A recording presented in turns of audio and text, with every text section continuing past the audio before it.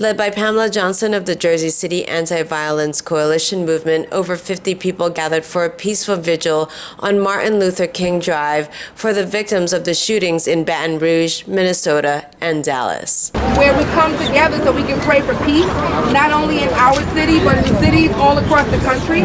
There's a lot of things going on across the country and in our city as well.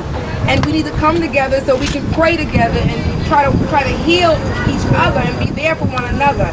We have to continue to work together, unite together, and it doesn't matter if we don't like each other. Right. We are here because our brothers are being killed. There are police officers that are being killed. Yes. So we have to come together, and this should not be the only day that we come together and unite. Let's help each other. We are brothers and sisters. If any of us get stabbed or shot, the blood is red. And so what happened today is people came together for a prayer vigil for Jersey City and other cities in this country. And what happened today was a miraculous turnout where everyone came out to just basically kind of unify each other and pray for peace. What I want to say about Dallas is that I'm so sad that, officers were, lost their lives and were wounded, some fatal. And it's a sad time. I want to say that I know I'm never tolerant for violence, so I'm anti-violent always, and I believe in the firm teachings of Dr. King, and so I'm anti-violent, but at the same time I know that situations make violence happen. There's never an excuse for violence, but we need to be more proactive in prevention measures, and so I think that it's time for us to really take hold of it and let our public officials know, as well as law enforcement, that we do care about our community and we do want to make things better for us, and the time is now. There was a protest staged in front of where Mayor Fulop was having a fundraiser. Why was that there? Why was it placed there?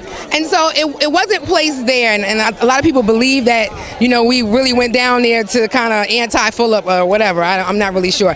But we started here, and about 10 people gathered here, and then 20 came, and then 30 came, and then people wanted to do something. The momentum was kind of going down. People wanted to march. They wanted to go somewhere. They wanted to have their voices heard. And this was just after the shootings in Baton Rouge and in Minnesota, and so tensions were high.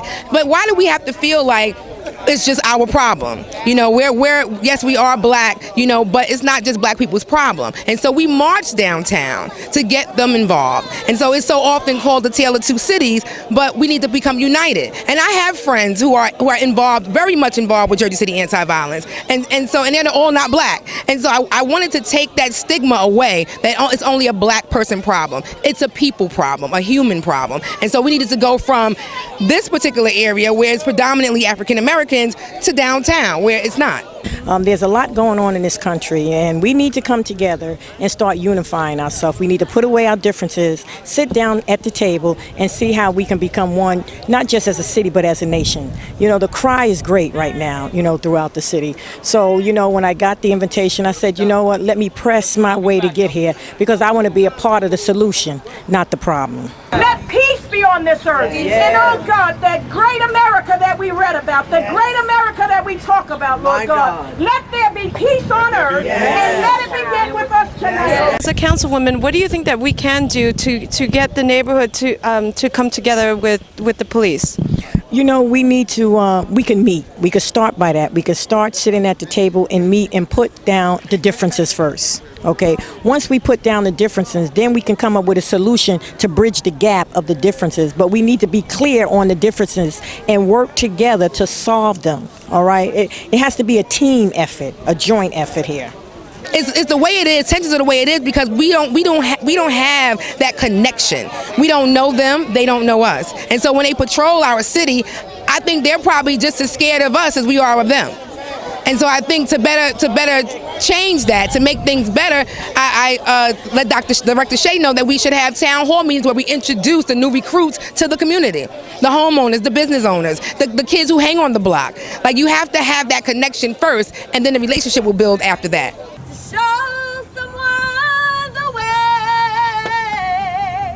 that enable me to say my story isn't safe, and I am available to you. Hudson County View, the eye of the community.